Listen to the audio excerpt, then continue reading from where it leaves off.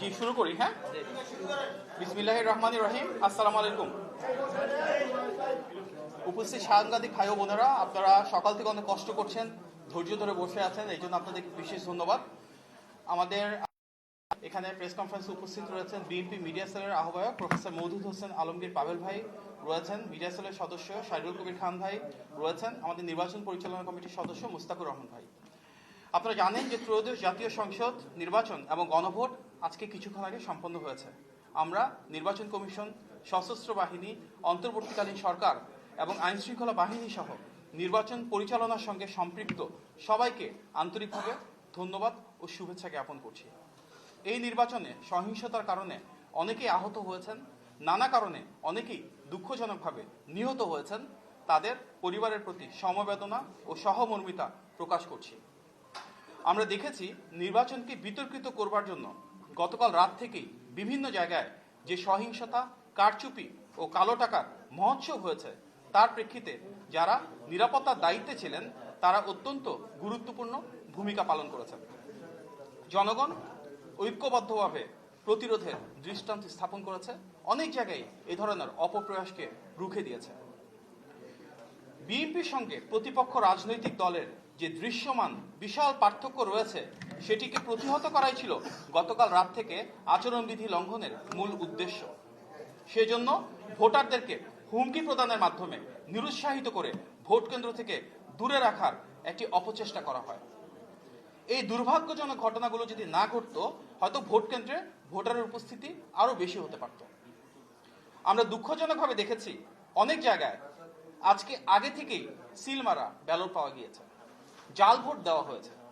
কিছু ক্ষেত্রে মৃত মানুষের ভোট দেওয়ার অভিযোগ যেমন এসছে, ঠিক একইভাবে নিজেদের ভোট দিতে পারেননি বলেও অনেক ভোটার অভিযোগ করেছেন, যা প্রমাণ করে ফ্যাসিবাদী আমলের মতোই একজনের ভোট অন্যজন দেওয়ার অপসংস্কৃতি এখনো পুনঃপ্রতিষ্ঠিত করা হলো। স্থানীয় ভুয়া পর্যবেক্ষক তৈরির মাধ্যমে সে বিশেষ দল এক ধরনের মব তৈরির চেষ্টা করেছে, যার মাধ্যমে ভোটার উপস্থিতিতে এক ধরনের বাধার সৃষ্টি হয়েছে। সেটা অনেক আগে থেকেই আমরা নির্বাচন কমিশনকে অবহিত করেছিলাম। নির্বাচন কমিশন ক্ষেত্র বিশেষে বেশ কিছু পদক্ষেপ নিয়েছে, তবে সেটি আরো আন্তরিক ও সামগ্রিক হলে আরো যথাযথভাবে এ ধরনের উপস্থিতি রোধ করা যেত। চিহ্নিত রাজনৈতিক দলটি সামাজিক যোগাযোগ মাধ্যমকে এমনভাবে ব্যবহার করেছে যাতে ভোটারদের মনে ভোট প্রদানের বিষয়ে এক ধরনের ভীতি তৈরি হয়। বাস্তবতা হচ্ছে বিএনপির বিজয় অনিবার্য ও নিরঙ্কুশ, সেটিকেই স্তিমিত করার কোনো অপপ্রয়াসই সফল হবে না বলেই আমরা দৃঢ়ভাবে বিশ্বাস করি। দেশের জনগণ বিশ্বাস করে একটি অবাধ, সুষ্ঠু এবং গ্রহণযোগ্য নির্বাচন নিশ্চিত করা গেলে এবং ভোট গণনা সঠিকভাবে পরিপালন করা গেলে ইনশাল্লাহ ধানের শীষের বিজয় অবশ্যম্ভাবী। দেশের জনগণ যে আবেগ ও আকাঙ্ক্ষা নিয়ে আজ ভোটাধিকার প্রয়োগ করেছে, ইনশাল্লাহ গণতান্ত্রিক বাংলাদেশে জনগণের ম্যান্ডেটে নির্বাচিত সরকার সেটি আন্তরিকভাবে বাস্তবায়ন করবে।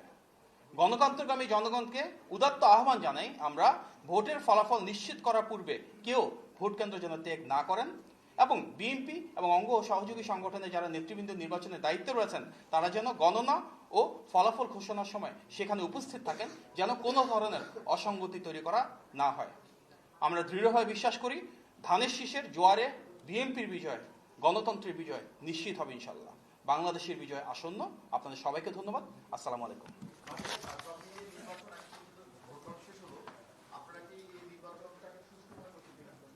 আপনি মনে হয় যে ডক্টর মাহাদি আমিন তার যে লিখিত বক্তব্য যেটি দিয়েছেন তার মধ্যে থেকে এই ব্যাপারে সুস্পষ্টভাবে এই কার্যক্রমের সাথে নির্বাচন পরিচালনার সাথে যারা সংশ্লিষ্ট ছিলেন তাদেরকে ধন্যবাদ জানিয়েছি।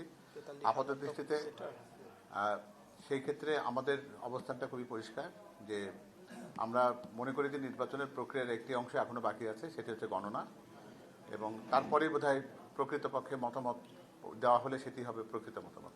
আর তাছাড়া একটু অ্যাড করা, প্রায় 43,000 সেন্টার ধরে নির্বাচন হয়েছে। আমরা সব সেন্টার থেকে তথ্য উপাত্তগুলো নিচ্ছি, কোথায় কি হয়েছে, এবং পরবর্তীতে আমরা সেটা জানাবো। একটা বিষয় জানতে চাচ্ছি যে জামায়াতের আমির অভিযোগ করেছে কুমিল্লা কয়েকটি কেন্দ্রের মধ্যে বিশৃঙ্খলা হয়েছে, বিএনপি নেতা কর্মীরা এটা করেছে, পরবর্তীতে ভোট বন্ধ ছিল, সেনাবাহিনীর হস্তক্ষেপ আবার চালু হয়েছে। না, উনি তো এটাও বলেছেন যে ছোটখাটো বিষয়গুলোকে উনি ওভারলুক করতে চান, বড় কোনো বিষয় হলে অভিযোগ করবেন।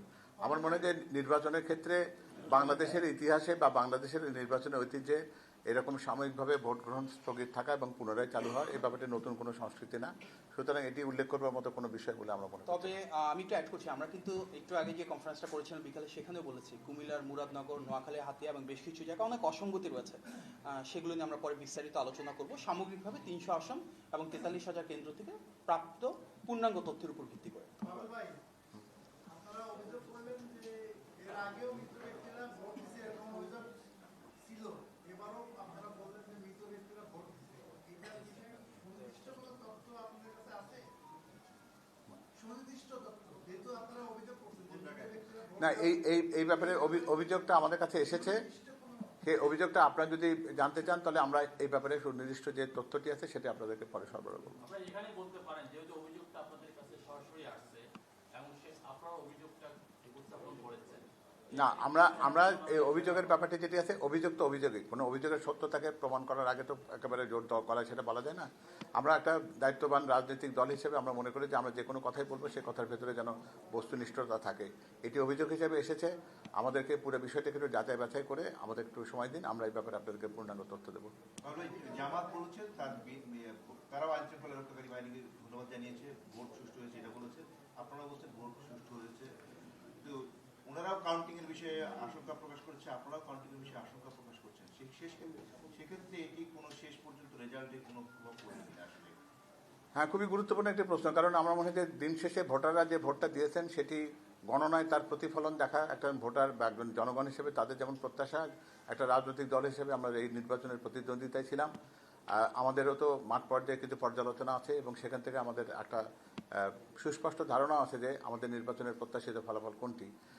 আমরা সেটিকে গভীরভাবে পর্যালোচনা করছি। আমাদের যারা এজেন্ট, যারা গণনার সাথে সংশ্লিষ্ট থাকবেন তাদেরকে আমরা সজাগ দৃষ্টি রাখতে বলেছি, কারণ আমরা জানি যে এর আগে বেশ কিছু বিষয় এই গণনার সাথে জড়িয়ে থাকে। যেমন কখনো কখনো এমন হয় যে প্রদত্ত ভোটের সাথে ব্যালটের সংখ্যার গরমিল হয়, অনেক ব্যালটের পেছনে প্রিজাইডিং অফিসারের সই স্বাক্ষর থাকে না, অনেক ক্ষেত্রে কোনো বান্ডিল যেটা 100টা হয় সেখানে কোনো জায়গায় 110কে 100 গোনা হয়, আবার কোনোটাতে 90কে 100 করা হয়। আবার গণনার সময় সেই জায়গায় কোনো দেখা যায় যে কোনো একটা বিশেষ প্রতীকের ভেতরে অন্য একটা প্রতীককে ঢুকিয়ে দেওয়া হয়। একটা বিষয় আপনাদের বোধহয় পরিষ্কার মনে রাখা দরকার যে প্রিজাইডিং অফিসার এবং তার সাথে যে পোলিং অফিসাররা তারা মিলে কিন্তু কয়েকজন ব্যক্তি একসাথে অনেকগুলো ব্যালটগুলোকে একখানে করে কিন্তু স্তূপাকার জায়গা থেকে এগুলোকে বেছে বেছে করেন। এবারে চ্যালেঞ্জটা আরেকটু বেশি, কারণ এখানে একই বাক্সের ভেতরে কিন্তু 2 রকম ব্যালট ফেলা হয়েছে, যেটা গণভোটের ব্যালট আবার একটা জাতীয় সংসদ নির্বাচনের ব্যালট। এবং গণনার সেই ব্যাপারে জায়গাতে আমাদের এজেন্টের পক্ষ থেকে শুধুমাত্র একজন এজেন্টই থাকবেন। তো সুতরাং এই জায়গাতে তীক্ষ্ণ দৃষ্টি রাখাটা কঠিন, এবং বাংলাদেশের অনেক জায়গা আছে যেখানে আলোর স্বল্পতা রয়েছে, বিদ্যুৎ বিভ্রাট হওয়ার আশঙ্কা আছে। সেই চ্যালেঞ্জগুলোকে মাথায় রেখে কিন্তু এই কথাটা বলা হয়েছে। ধন্যবাদ।